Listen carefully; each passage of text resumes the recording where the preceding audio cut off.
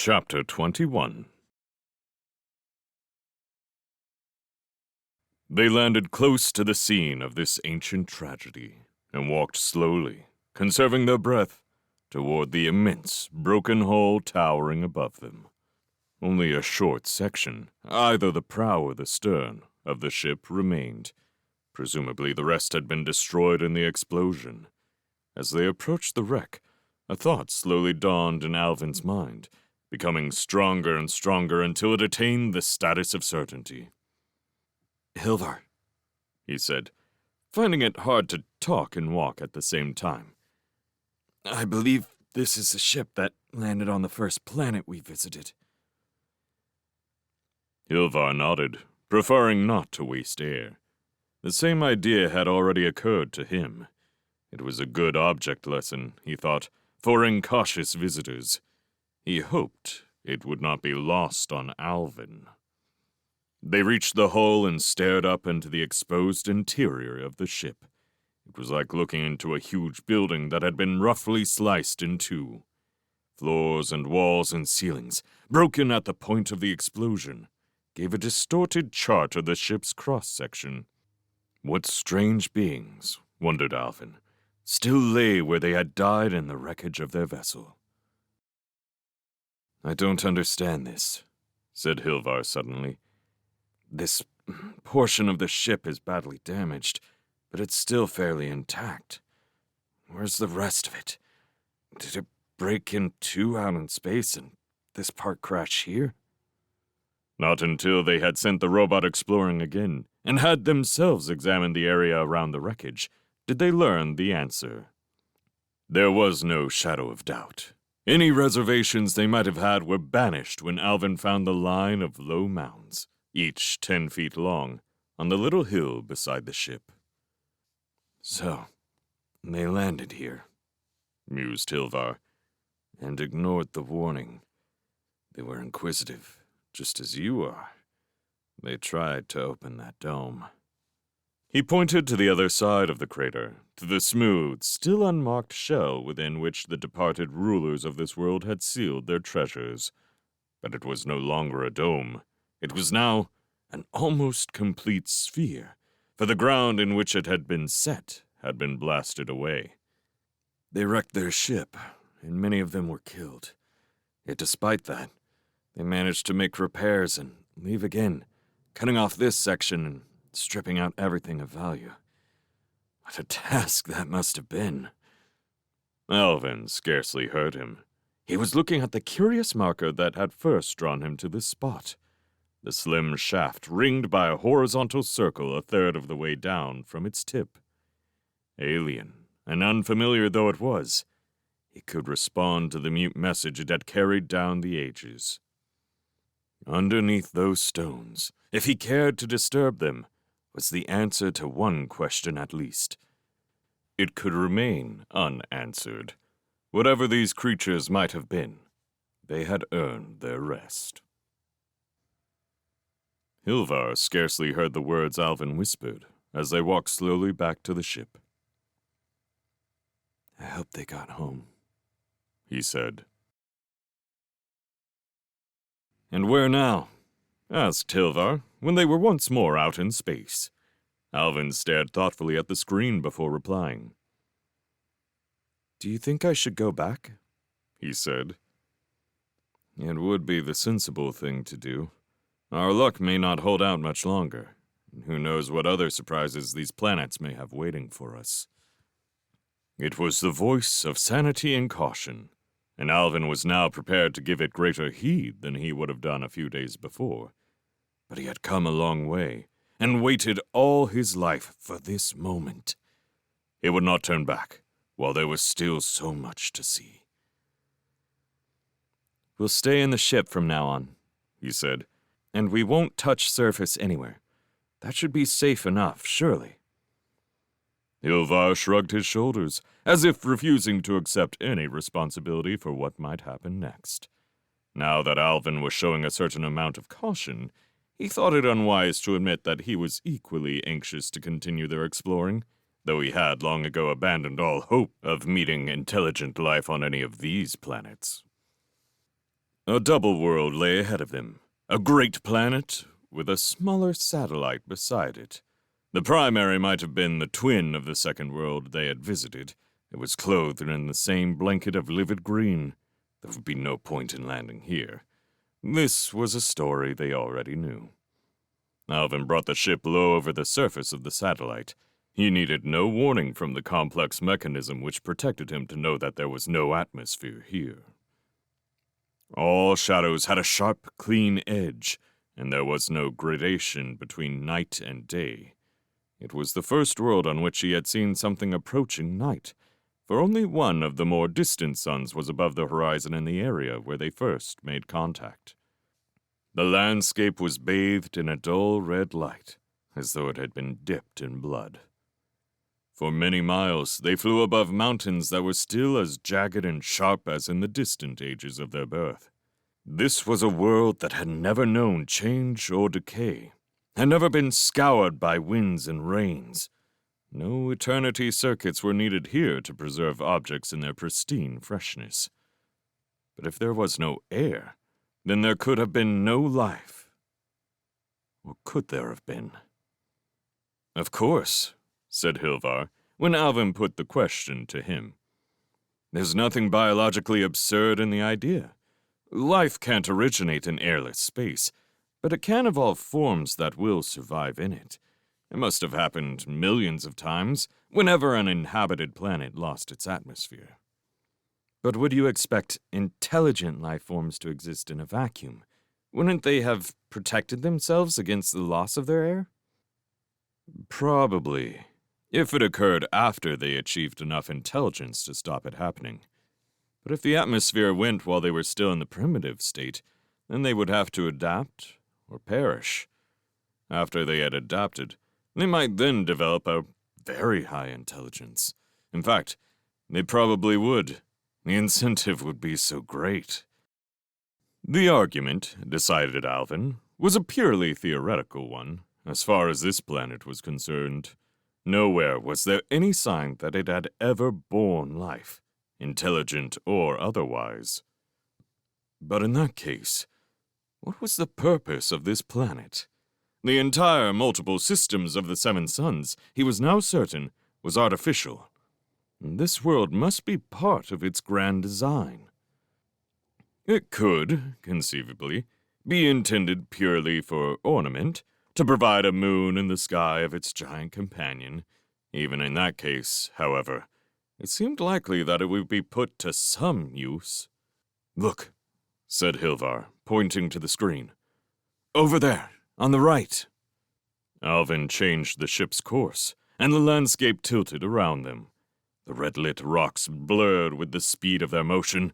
Then the image stabilized, and sweeping below was the unmistakable evidence of life.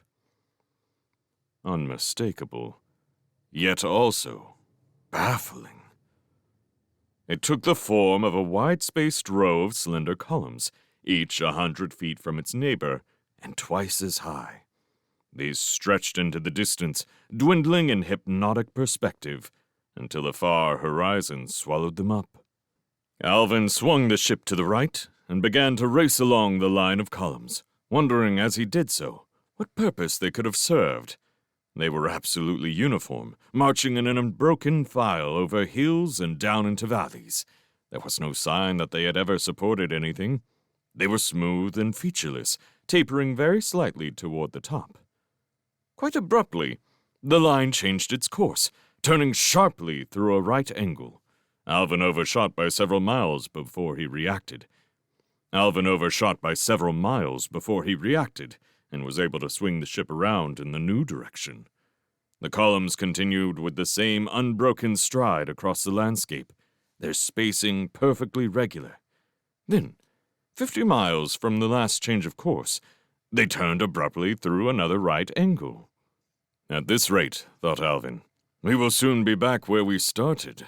The endless sequence of columns had so mesmerized them that, when it was broken, they were miles past the discontinuity before Hilvar cried out and made Alvin, who had noticed nothing, turn the ship back.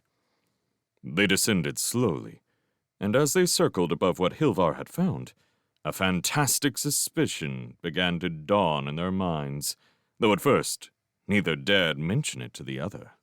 Two of the columns had been broken off near their bases and lay stretched out upon the rocks where they had fallen. Nor was that all. The two columns adjoining the gap had been bent outward by some irresistible force. There was no escape from the awesome conclusion. Now Alvin knew what they had been flying over. It was something he had seen often enough in Lys, but until this moment, the shocking change of scale had prevented recognition. "Hilvar," he said, still hardly daring to put his thoughts into words. "Do you know what this is? It seems hard to believe, but we've been flying around the edge of a corral. This thing is a fence that hasn't been strong enough."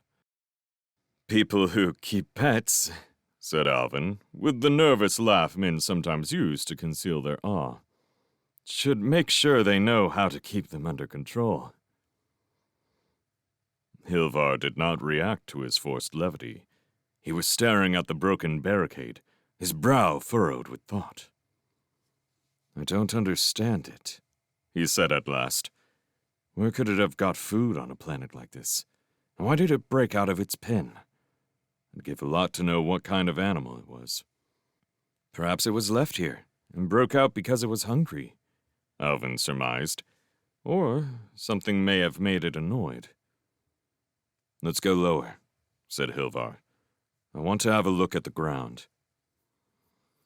They descended until the ship was almost touching the barren rock, and it was then that they noticed that the plain was pitted with innumerable small holes, no more than an inch or two wide. Outside the stockade, however, the ground was free from these mysterious pockmarks. They stopped abruptly at the line of the fence. "You are right," said Hilvar. "It was hungry, but it wasn't an animal. It would have been more accurate to call it a plant. It had exhausted the soil inside its pen and had to find fresh food elsewhere. It probably moved quite slowly. Perhaps it took years to break down these posts." Alvin's imagination swiftly filled in the details he could never know with certainty. He did not doubt that Hilvar's analysis was basically correct, and that some botanical monster, perhaps moving too slowly for the eye to see, had fought a sluggish but relentless battle against the barriers that hemmed it in. It might still be alive, even after all these ages, roving at will over the face of this planet. To look for it, however, would be a hopeless task, since it would mean quartering the surface of an entire globe. They made a desultory search in the few square miles around the gap, and located one great circular patch of pockmarks, almost 500 feet across, where the creature had obviously stopped to feed. If one could apply that word to an organism that somehow drew its nourishment from solid rock. As they lifted once more into space, Alvin felt a strange weariness come over him. He had seen so much, yet learned so little. There were many wonders on all these planets, but what he sought had fled them long ago. It would be useless, he knew, to visit the other worlds of the Seven Suns. Even if there was still intelligence in the universe, where could he seek it now? He looked at the stars scattered like dust across the vision screen, and knew that what was left of time was not enough to explore them all. A feeling of loneliness and oppression, such as he had never before experienced, seemed to overwhelm him. He could understand now the fear of Diaspar for the great spaces of the universe, the terror that had made his people gather in the little microcosm of their city. It was hard to believe that, after all, they had been right. He turned to Hilvar for support, but Hilvar was standing, fists tightly clenched and with a glazed look in his eyes. His head was tilted to one side. He seemed to be listening, straining every sense into the emptiness around them. "What is it?" said Alvin urgently. He had to repeat the question before Hilvar showed any sign of hearing it. He was still staring into nothingness when he finally replied. "There's something coming, he said slowly.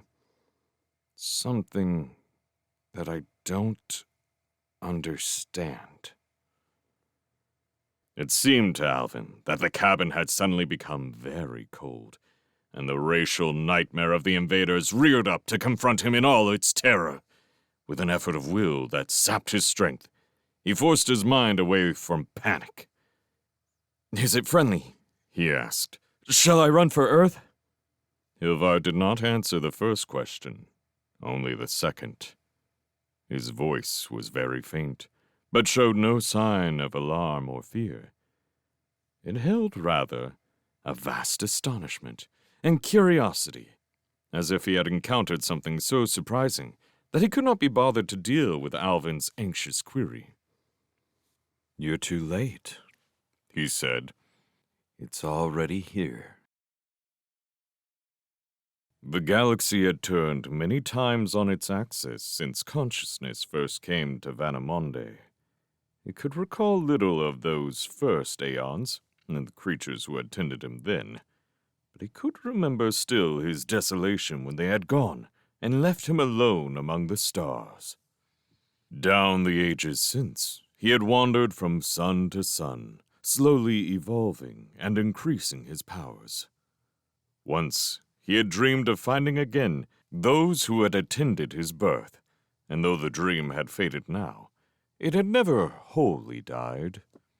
On countless worlds he had found the wreckage that life had left behind, but intelligence he had discovered only once, and from the Black Sun he had fled in terror. Yet the universe was very large, and the search had scarcely begun. Far away though it was in space and time, the great burst of power from the heart of the galaxy beckoned to Vanamonde across the light years. It was utterly unlike the radiation of the stars, and it had appeared in his field of consciousness as suddenly as a meteor trail across a cloudless sky. He moved through space and time toward it, to the latest moment of its existence, sloughing from him in the way he knew the dead, unchanging pattern of the past.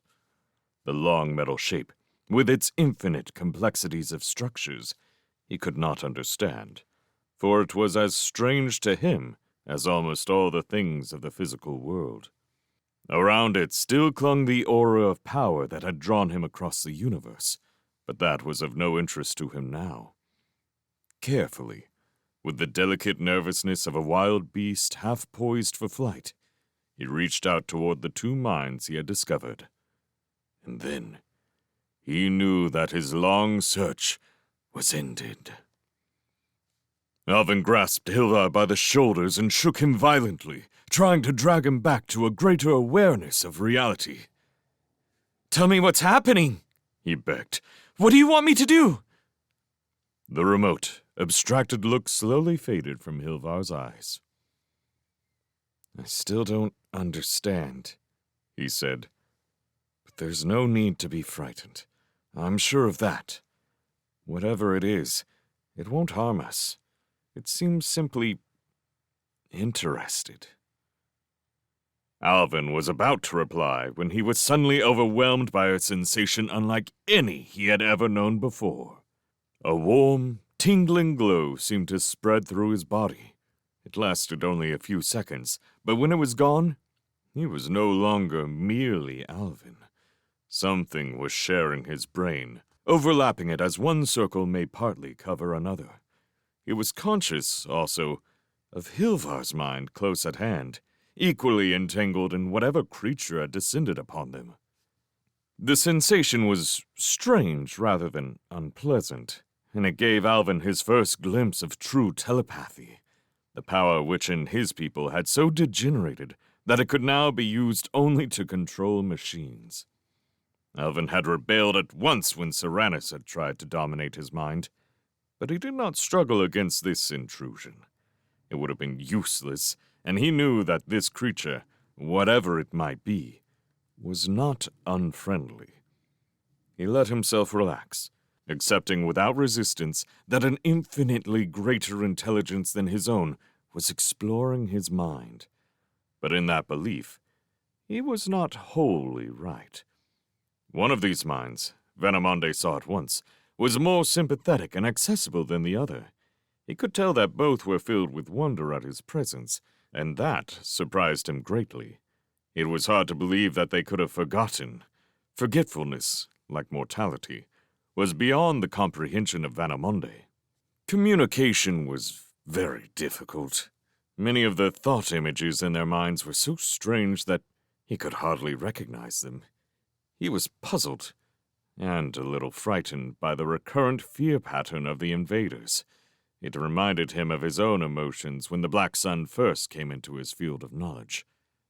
But they knew nothing of the Black Sun, and now their own questions were beginning to form in his mind. "What are you?" He gave the only reply he could. "I am Vanamonde." There came a pause. How long the pattern of their thoughts took to form. And then the question was repeated. They had not understood. That was strange, for surely their kind had given him his name for it to be among the memories of his birth. Those memories were very few, and they began strangely at a single point in time. But they were crystal clear. Again, their tiny thoughts struggled up into his consciousness. Where are the people who built the 7 suns? What happened to them? He did not know. They could scarcely believe him, and their disappointment came sharp and clear across the abyss separating their minds from his. But they were patient, and he was glad to help them, for their quest was the same as his, and they gave him the first companionship he had ever known. As long as he lived, Alvin did not believe he would ever again undergo so strange an experience as this soundless conversation.